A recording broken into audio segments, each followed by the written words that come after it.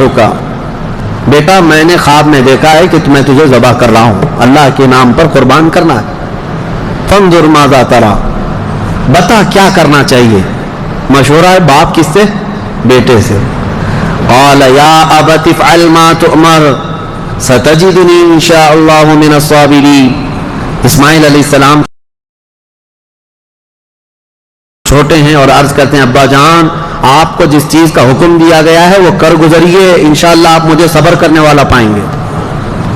बेटा ये नहीं है कि भाग जाए कि बाप मेरा छुरी लेके बैठा है, अल्लाह के नबी।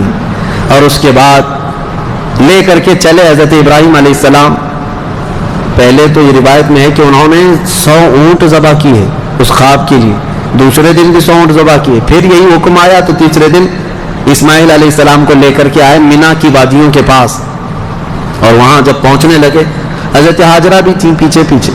इब्लीस आया, शैतान आया, इब्राहिम अलैहिस्सलाम से कहने लगा, इतने सालों बाद तो बेटा हुआ और तुम ज़बह करने ले जा रहे हो, तुम्हें हो सकता है वहम हो, छोड़ दो इसको, फिर तुम्हें बच्चा नहीं हो सकता।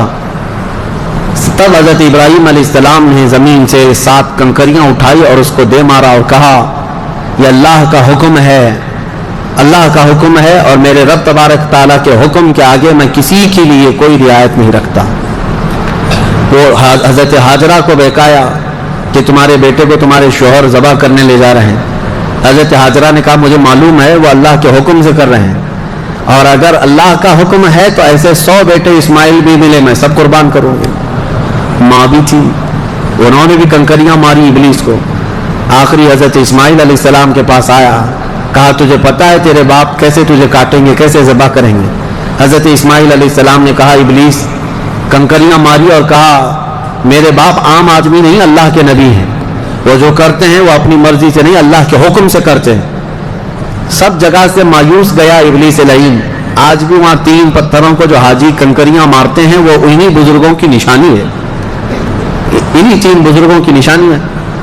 अब जब लिटाया हजरत इब्राहिम अलैहिस्सलाम ने तो किस तरीके से इस्माइल अलैहिस्सलाम खुद अर्ज करते हैं कि अब्बा जान अपनी आंखों पर पट्टी डाल लीजिए आप, कि मुझे काटते हुए देखकर, खून देखकर बाप की मोहब्बत गालिब ना आ जाए और कहीं आप अल्लाह के हुक्म के खिलाफ ना हो जाए, आप छुरी रोक लें, आप आंखों पे पट्टी डाल लें और मेरे हाथ पैर को रस्सी से बांध दें कि मैं तड़पता ना देखें आप।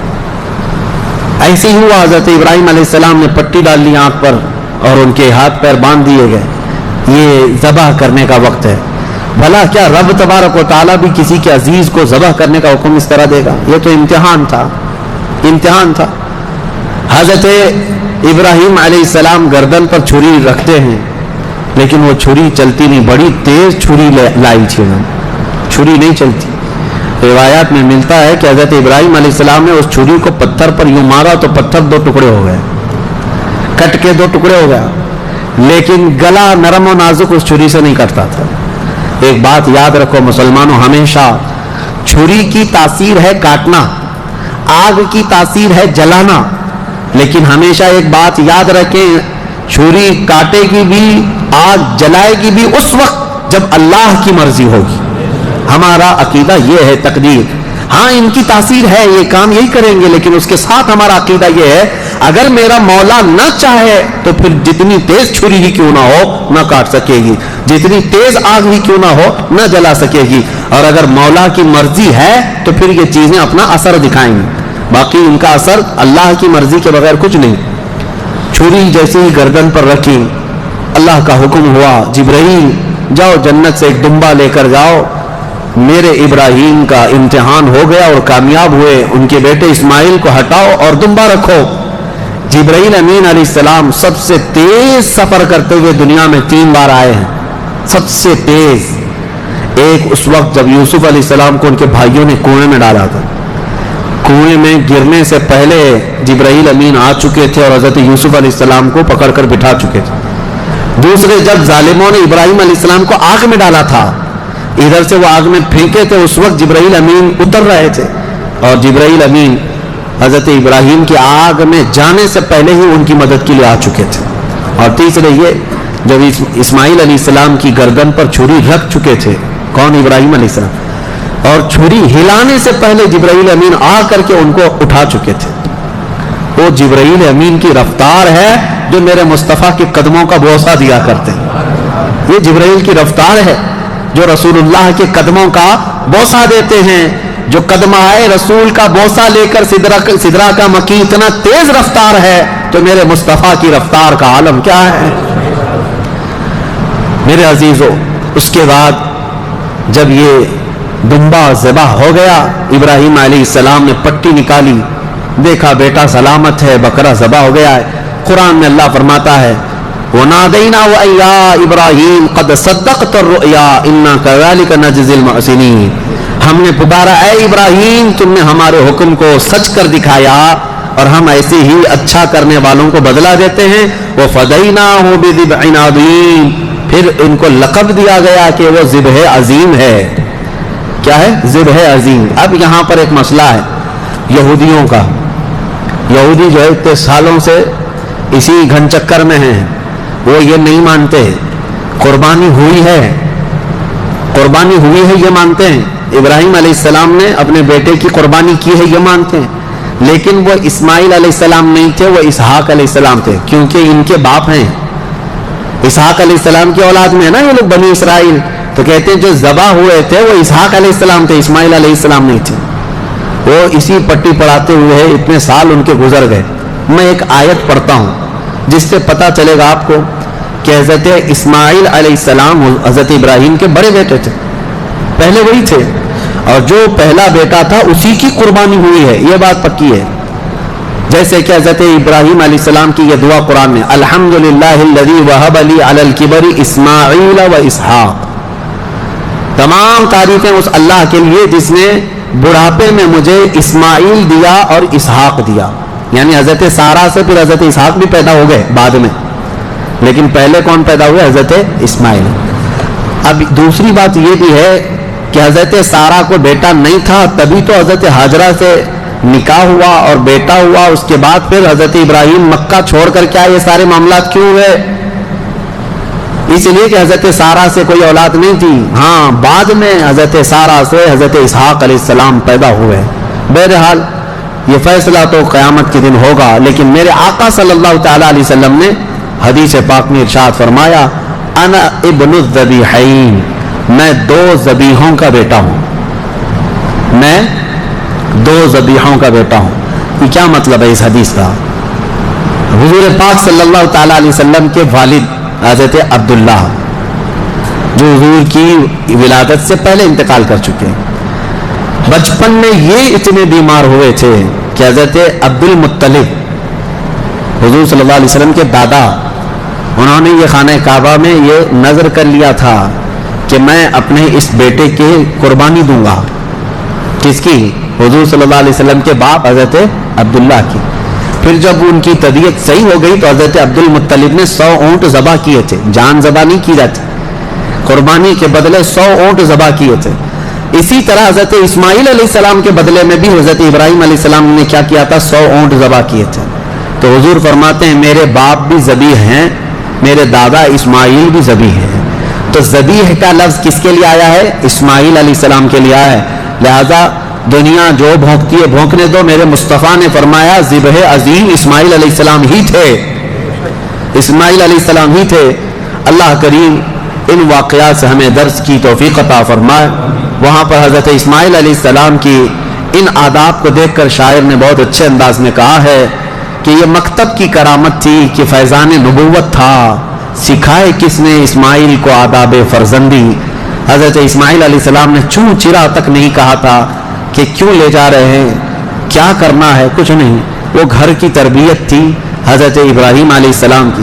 اتنا ہی نہیں، یہ دونوں نبیوں کے ساتھ بڑی آزمائشیں ہوئی ہیں، بہت سارے امتحانات ہوئے ہیں. ان کو وطن چھوڑنا پڑا ہے، ان کو آگ میں ڈالا گیا ہے، ان کی اولاد کی قربانی بھی ہوئی ہے. اور اس کے علاوہ حضرت اسماعیل علیہ السلام کی جب شادی ہوئی تب بھی ایک بڑی آزمائش ہوئی ہے. وہ کسی اور موقع پر عرض کروں گا کہ شادی کر کے جس عورت کے ساتھ رہ رہے تھے حضرت اسماعیل علیہ السلام، وہ بھی ایک قربانی ہے. ابھی اس ٹاپک سے ریلیٹڈ نہیں ہے، انشاءاللہ العزیز پھر کبھی عرض کرتا ہوں. لیکن ان دونوں نبیوں کی زندگیاں بڑی قربانیوں سے گزری ہیں، بڑی قربانیوں سے، لیکن ہر چیز میں یہ ثابت قدم رہے. سورہ صاد آج ہم نے جو تلاوت کیا اس میں مختصر سی بات رہ جائے گی ورنہ تفسیر میں، کیونکہ بہت ہی مشہور و معروف واقعہ حضرت سیدنا ایوب علیہ السلام کا اس میں بیان کیا گیا ہے۔ حضرت ایوب علیہ السلام کا نام بہت سارے لوگ اس طرح لیتے ہیں، حضرت صبر ایوب، کیونکہ صبر کا لفظ جو ہے حضرت ایوب علیہ السلام کے ساتھ ایسا جڑا ہوا ہے کہ سب سے زیادہ صبر کرنے والوں میں ان کا نام آتا ہے، لیکن میرے مصطفیٰ کریم صلی اللہ علیہ وسلم سے زیادہ نہیں، یعنی ہر از اخلاق میں میرے آقا صلی اللہ تعالیٰ علیہ وسلم کی برتری ثابت ہے۔ حضرت ایوب علیہ السلام کی آزمائش ہوئی تھی، ان کی بیویاں بھی بہت تھیں، بچے بھی بہت تھے، مال بھی بہت تھا، وہ ہمیشہ عبادت میں رہتے تھے۔ اللہ تعالیٰ نے ایک بار آندھیوں کے ذریعے سے ان کے باغیچے ختم فرما دیے، ان کے جانور ختم ہو گئے، ان کی بیویاں ایک کے بعد دیگر مر گئیں، انتقال کی، اور ان کی اولاد بھی دھیرے دھیرے دھیرے سب انتقال کر گئے، اور اس کے بعد وہ خود بیمار ہوئے، اتنے بیمار کہ ان کے جسم کے گوشت کے حصے کٹ کٹ کے گرتے تھے، بستر پر سو جائیں تو چمڑی بستر پر لگ جاتی تھی۔ اور اس کے بعد ایک بیوی ان کی بی بی رحمت، حضرت جمیلہ بھی ان کو کہا گیا بی بی رحمت، ان کے علاوہ کوئی ساتھ میں نہ تھا۔ وہ وقت بھی آیا جب ان کی زبان بھی کٹ گئی تھی جس سے وہ ذکر کرتے تھے، زبان کٹ گئی حضرت ایوب علیہ السلام کی۔ تب انہوں نے ایک عرض کیا تھا اللہ کی بارگاہ میں، ربی انی مسنی الضر وانت ارحم الراحمین، یہ ایوب علیہ السلام کی دعا ہے، اے اللہ مجھے تکلیف پہنچی ہے لیکن تو ارحم الراحمین ہے۔ اللہ فرماتا ہے اس کے بعد ہوا کیا سنو، ایک اور چیز ہوئی کہ حضرت بی بی رحمت بازار گئی تھی، علاج ڈھونڈتے ہی رہتی تھی روزانہ، وہ بڑی وفادار خاتون تھی، وفا شعار اپنے شوہر کی۔ بازار میں ایک حکیم صاحب دوا بیچ رہے تھے، میرے پاس ہر بیماری کی دوا ہے، یہ چلی گئی، کہا کہ میرے شوہر ایسے ایسے بیمار ہیں، ان کی تکلیف فلاں فلاں ہے۔ وہ حکیم صاحب نے کہا میں تو چٹکی میں حل کر دوں گا، آسانی سے تمہارے شوہر صحیح ہو جائیں گے۔ کہا کیا کرنا ہوگا؟ کہا صحیح ہو جانے کے بعد مجھے ایک سجدہ کرنا ہوگا، اور کچھ بھی نہیں۔ وہ ابلیس لعین تھا۔ خواتین، عورتیں یہ بڑی بھاؤک ہوتی ہیں، جذباتی ہوتی ہیں، ان کو اپنی فیملی سے لگاؤ ایسا ہوتا ہے، اسی لیے آج باباؤں کے چکر بھی سب سے زیادہ عورتیں ہی لگاتی ہیں۔ صحیح میں کہہ رہا ہوں کہ عورتیں جانا بند کر دیں تو باباؤں کی دکانیں بند ہو جائیں، نہیں چلیں گی دکانیں، کیونکہ اور ایڈورٹائز بھی میں دیکھتا ہوں بابا لوگ دوسرے کسی عمل کا ایڈورٹائز کرتے ہی نہیں، پیپر میں بھی ایڈورٹائز آتا ہے تو سب سے زیادہ یہی ہے کہ مرد کو مٹھی میں کیسے رکھنا ہے، یہ اٹریکٹیو عمل ہے، کیونکہ ہر عورت آئے گی اور ہر عورت کو یہ چاہیے کہ شوہر میرا مٹھی میں رہے۔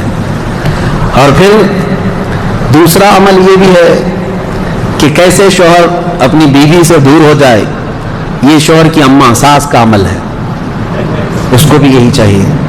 اور بابا انہی دو عورتوں کے بیچ میں کھیلتا رہتا ہے، ایک کو محبت کی تعویذ دیتا ہے، ایک کو نفرت کی دیتا ہے، اور ہر 8 دن پر وہ چکر کاٹتی رہتی ہیں۔ عورتوں کے جذبات کمزور بھی ہیں، کمزور ہیں، ان کا بچہ بیمار ہو جائے تو یہ نہیں دیکھتی کہ کس کے پاس جانا ہے، جس نے بھی تھوڑا مشورہ دے دیا یہاں جاؤ چلی جائیں گی۔ ایسا نہ ہو، ایمان والی خواتین بنو، ورنہ تم میں اور بھینس میں کوئی فرق نہیں، بھینس ہر جگہ منہ ڈال دیتی ہے، اس کو یہ نہیں پتا ہوتا ہے کہ کس چیز کو وہ کھا رہی ہے۔ بچہ تمہارا ہے یقیناً۔ بعض عورتیں وہ بھی ہیں جو اپنے بچوں کی صحت کے لیے کبھی کسی درخت کو جا کر کے ناڑا باندھ کر کے آ گئیں، کہیں تالا لگا کر کے آ گئیں، کہیں کسی پتھر پر تیل ڈال کر کے آ گئیں، سب کیا کیا ہوا ہے، یہ ہو بھی رہا ہے۔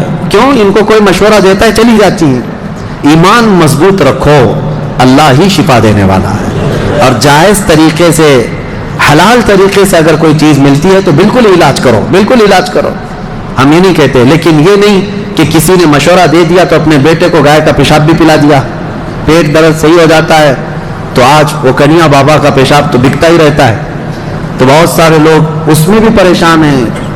پہلے تو ڈائریکٹ گائے کا لیتے تھے، اب پاکٹ میں آ رہا ہے تو لوگوں کو ایسا لگنے لگا کہ شاید اب کچھ اس میں اپ گریڈ ہو گیا ہے پیشاب، اور یہ صحیح میں دوا کا کام کرتا ہوگا، کیونکہ آج یہاں دیکھ رہے پوری دنیا ہنس رہی ہے، آپ ہی نہیں، پوری دنیا ہنس رہی ہے، پورا عرب، امریکہ، اور جس کی یہ اقتدا کرتے ہیں پیچھے بھاگتے ہیں، یورپ بھی ان پر ہنستا ہے کہ یہ گوبر اور پیشاب کے پیچھے کیسی ہے قوم۔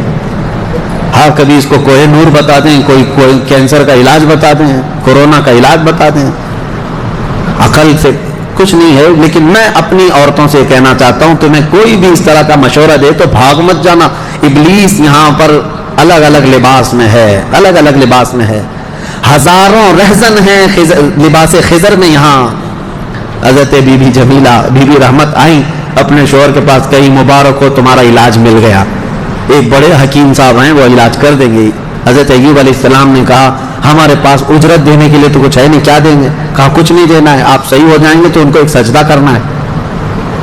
وہ حضرت ایوب علیہ السلام جلال میں آئے, بیماری کا عالم میں, کہا قسم خدا کی اگر میں صحیح ہو گیا تو تجھے 100 کوڑے ماروں گا, اس لیے کہ تو ابلیس کے پاس گئی تھی, حکیم کے پاس نہیں. انہوں نے قسم کھا لی, اللہ کی قسم میں 100 کوڑے ماروں گا تجھے, اپنی بیوی کو. انہوں نے توبہ کر لیا, اپنی بیوی, ان کی بیوی نے کہا مجھ سے غلطی ہو گئی, میں بھول گئی, آپ کی محبت میں دوڑی, یقیناً وہ ابلیس تھا. پھر اللہ فرماتا ہے ہم نے ایوب کی دعا سن لی اور کہا ارکض برجلک ھذا, اپنا پیر زمین پر مارو اے ایوب. انہوں نے پیر زمین پر مارا تو وہاں سے ایک نالا, ایک چشمہ جاری ہو گیا پانی کا. اللہ نے فرمایا اس میں نہا لو, اس پانی سے. حکم ہوا تو جیسے ہی انہوں نے اس پانی میں غسل کیا ان کی ساری بیماری ختم ہو گئی. اور پھر ان کو حکم ہوا دوسرا پیر زمین پر مارو.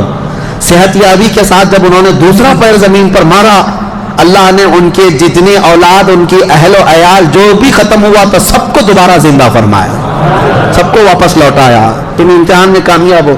آج کے پارے میں ہم نے امتحانات ہی پڑھا ہے, اس کے بعد پوری نعمتیں, بلکہ اللہ فرماتا ہے جتنا ان کے پاس تھا مثلہم اتنا ہی ہم نے اور ان کو بڑھا کر کے دیا, سب اپنی جگہ پر.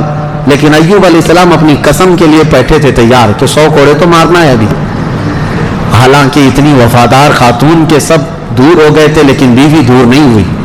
لیکن اللہ کا حکم اپنی جگہ پر, وہ نبی ہیں, عام لوگوں کی طرح نہیں کہ تمہاری طرح صبح سے شام تک ماں کی قسم باپ کی قسم کرتے رہے.